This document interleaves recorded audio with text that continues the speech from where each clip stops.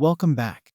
Today, we'll discuss current and future profiles in Arca 360. Understanding these profiles can help you plan and manage your energy usage more effectively.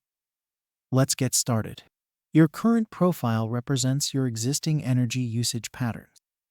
This includes your monthly consumption, daily usage patterns, and any other relevant data. It's essential to keep this profile up to date for accurate analysis.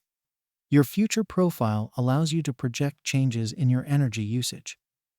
This could be due to expected changes in your lifestyle, buying an EV or new appliances, or planned energy efficiency measures. By creating a future profile, you can see how these changes might impact your energy consumption and costs. In our next video, we'll explore how to create and use daily profiles. Thanks for watching.